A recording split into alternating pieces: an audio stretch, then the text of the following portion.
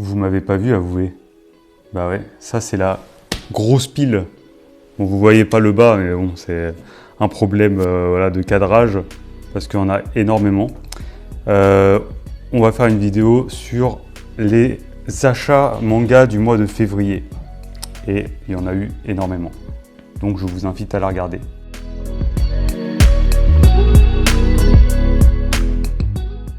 Nous allons commencer cet achat manga avec Manchuria Opium Squad de chez Vega Dupuis. J'ai acheté le tome 2 et le tome 3. J'avais lu déjà le tome 1, j'ai lu le tome 2, j'ai pas encore lu le tome 3. Mais j'ai vachement aimé ce tome 2. J'espère que le 3 il va être aussi intense dans la continuité de celui-ci. Je vous en ai déjà parlé, donc je ne vais pas vous en reparler, mais c'est un très bon manga, je vous conseille. Beaucoup de belles images. Oula, je suis en train de me spoil le tome 3.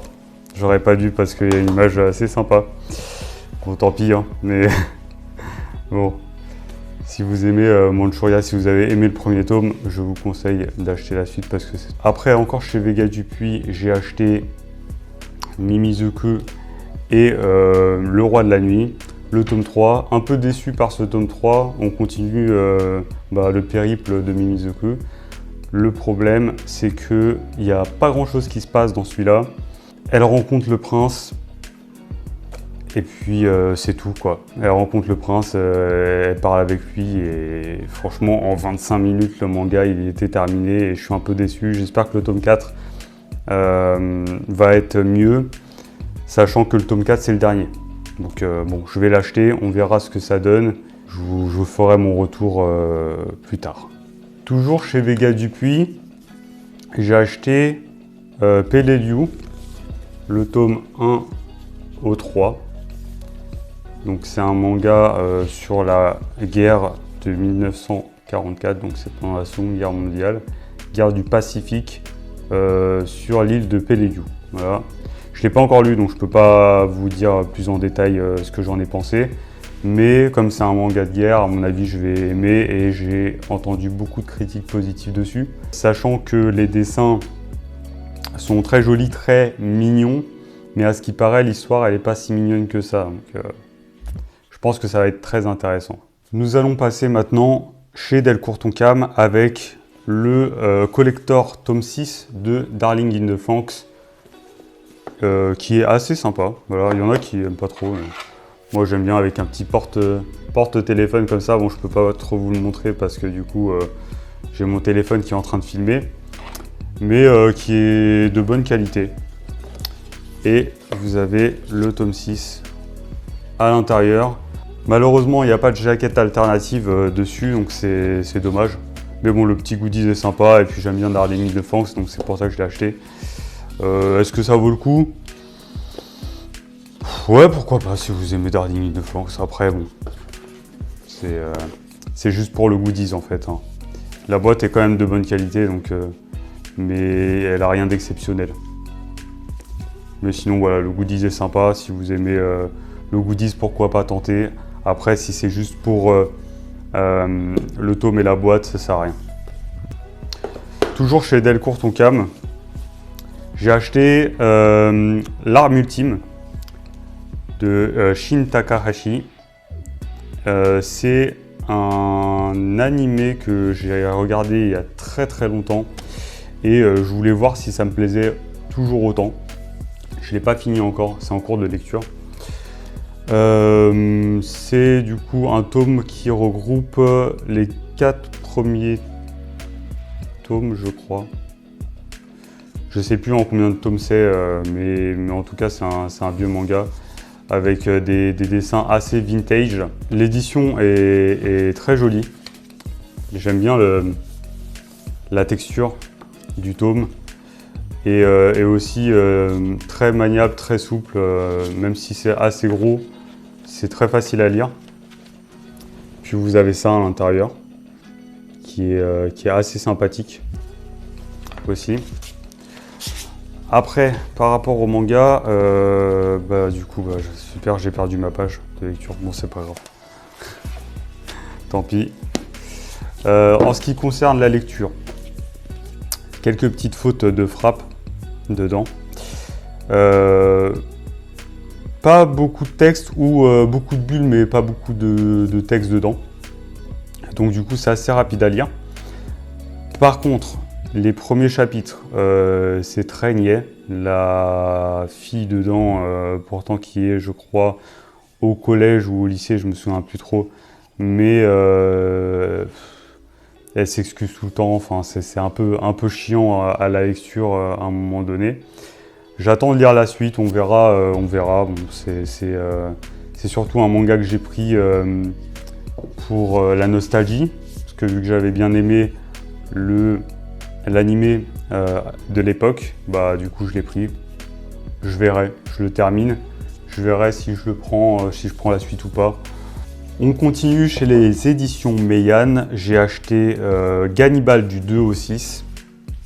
J'attendais la suite avec impatience. C'est fait. Il me manque plus que du 7 au 12, je crois, qui va sortir bientôt. Donc, c'est un très bon manga. Je vous l'ai dit dans mes précédentes vidéos.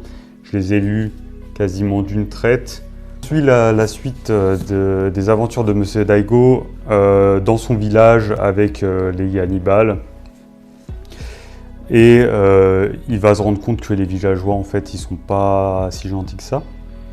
Donc maintenant, il va enquêter et sur les villageois et sur la famille Goto. Il y a beaucoup de choses dans les tomes qui se passent, etc. Donc du coup, on n'a pas le temps de s'ennuyer. Franchement, c'est un manga ultra bien. Je vous le conseille si vous ne l'avez pas. Comme je vous ai dit précédemment, si vous prenez Gannibal, prenez au moins les 6 premiers tomes, parce que sinon vous allez être frustré. Moi, j'ai même pas encore lu le 6, je crois. J'ai lu le 5 parce que je sais que si je lis le 6, bah, je vais être frustré. Et j'ai pas envie d'être frustré. Donc je vais attendre de prendre jusqu'au 12 qui va sortir bientôt. Et après, probablement, je vais continuer la lecture et je vous en dirai des nouvelles. Nous allons passer chez Omake avec un manga que j'ai acheté en pack de 2. Il s'agit de Perce-Neige avec dans le pack des ex-libris. Bon, en soi, c'est la jaquette du premier tome et la jaquette du deuxième tome. Rien d'exceptionnel, mais bon, au moins ils sont là. On va pas leur cracher dessus. Qu'est-ce que je peux dire de Perce-Neige ? C'est un manga pour public averti, donc attention. Très bouleversant, d'une petite fille qui déménage avec sa famille dans un village et elle se fait maltraiter par ses camarades de classe, mais c'est une maltraitance qui est extrême. Extrême. Je vais pas vous dire beaucoup plus que ça, mais il y a beaucoup de choses qui se passent.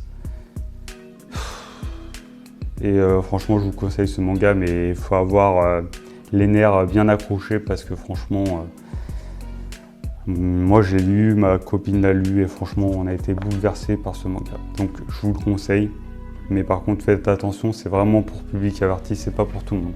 Toujours dans le même thème, vous avez Ta Copie que j'ai acheté aussi. Le souci, c'est que j'ai pas encore lu les deux. En fait, je l'ai acheté. J'étais hype par cette sortie. Et en fait, en entendant les autres dire que le premier était bien et le deuxième n'était pas bien, ou il y en a qui disaient que le premier était pas bien, le deuxième était bien, ça me freine un peu à la lecture. Mais bon, je pense que je vais m'y mettre, ce mois-ci. Je vais lire le 1 et le 2. Je reviendrai sur ce manga dans un prochain bilan lecture, je pense. Et dans le coffret, vous avez une petite œuvre du même auteur qui est sympa, voilà. Donc Ta Copie, si vous voulez tester, allez-y. Pour l'instant, j'ai pas trop d'avis dessus. L'île des Téméraires, c'est un manga sur la Seconde Guerre mondiale. Ça fait un moment que je le veux, mais je le trouve jamais, donc du coup,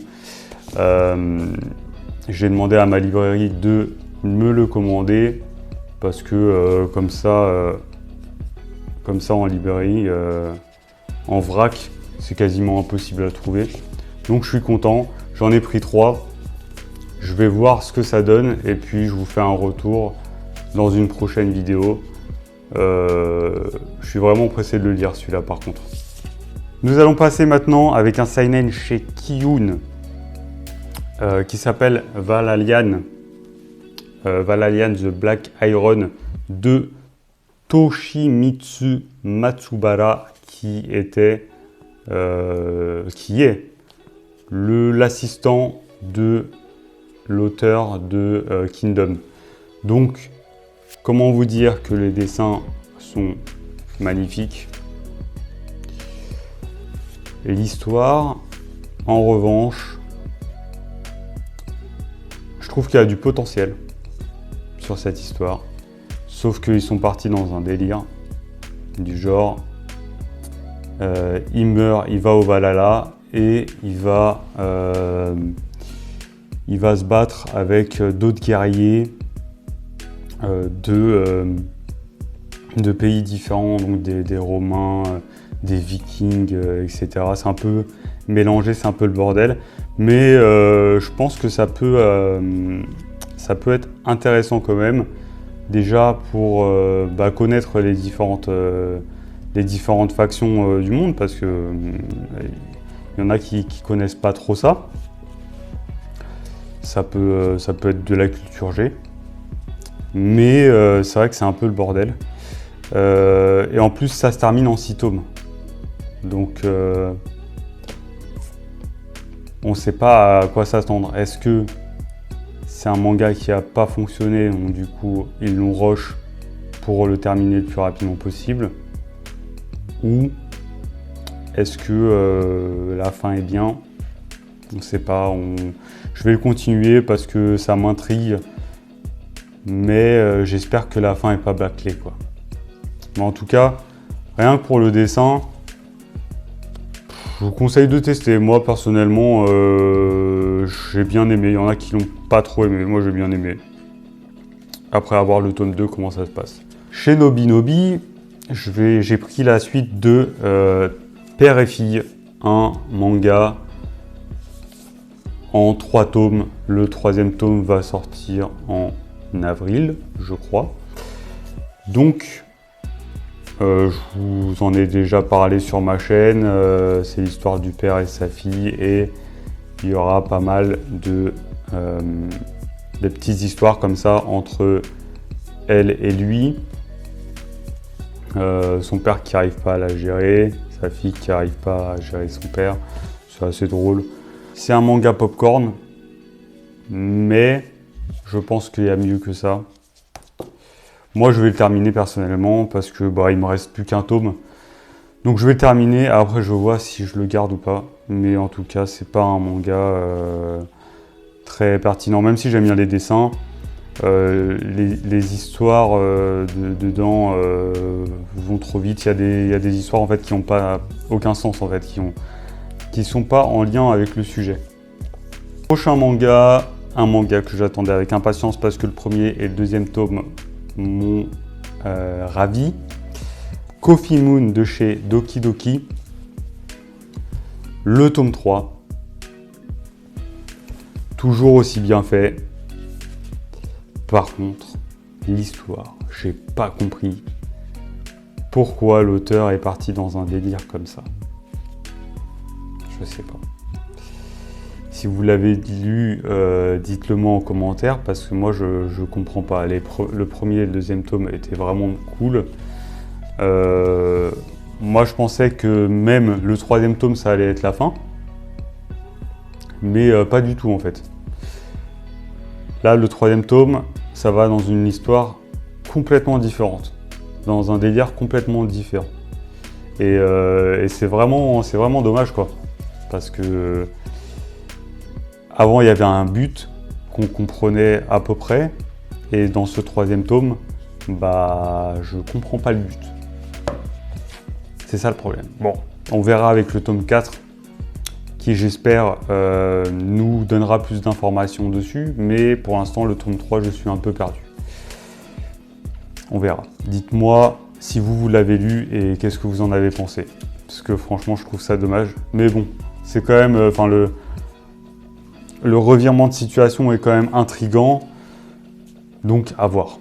Maintenant, on va passer sur 2 Perfect Edition de chez Kurokawa. Soul Eater, que j'attendais avec impatience parce que j'adore Soul Eater. J'ai quasiment terminé la série en entier. J'attends d'avoir les derniers numéros pour terminer la lecture, en gros. Et Soul Eater, c'est l'un de mes mangas préférés animés de l'époque, donc il fallait que je prenne l'édition Perfect parce qu'elle est trop belle, en fait. Et j'ai pris le deuxième tome de Full Metal. J'ai commencé à les prendre, j'adore Full Metal aussi, donc je me suis dit je vais prendre les Perfect Edition dès que je peux me l'acheter parce que c'est quand même cher. J'achète 1 ou 2 tomes par mois, comme ça au moins je continue les Perfect Edition. On va passer maintenant aux achats de ma copine du mois de février. Elle a acheté En proie du silence de Akane Torikai. Elle a aussi acheté Sans préambule du même auteur, enfin de la même autrice, qui sont des mangas très engagés. Je les ai pas lus, donc je peux pas vous dire ce que j'en ai pensé ou de quoi ça parle, mais je sais que c'est une artiste très engagée sur les problèmes féminins, notamment au Japon, enfin surtout même au Japon. Donc ça peut être très intéressant à lire. On verra si j'en fais la lecture aussi. Elle a acheté aussi chez Omake Manga Happy Land, un manga pour public averti. Ça se passe, il me semble, dans un parc d'attractions. Et le personnage ici, il fait peur. Il y a beaucoup de sang, il y a beaucoup de violence, si je me trompe pas. Et il a l'air cool. Voilà. En tout cas, c'est un très bon manga que ma copine a aimé, donc pourquoi pas essayer. Et elle s'est acheté aussi un Yuri qui s'appelle Vampires. Une humaine avec une vampire. Voilà, je sais pas de quoi ça parle. Enfin, pas trop de quoi ça parle. Mais elle aime bien les trucs de vampires. Donc, elle les a achetés. Elle les a pas encore lus. C'est tout. Je crois que Manga Critique en avait parlé dans ses vidéos. Donc, je vous envoie vers sa vidéo pour en savoir plus pour l'instant. Moi, si je les lis, je vous en parlerai plus dans de prochaines vidéos. Voilà pour cette vidéo achat manga du mois de février. Il y en a eu un paquet encore ce mois-ci. Mais c'est des achats que, à mon avis, je vais apprécier.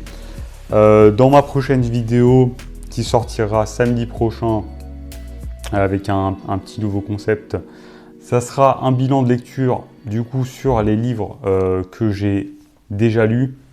Peut-être pas de ce mois-ci, mais de toutes mes lectures confondues en fait, de tout ce que j'ai là. Donc ça pourra parler des lectures de ce mois-ci, mais aussi des lectures du mois passé ou de l'année dernière, à voir ce que j'ai envie de mettre dedans.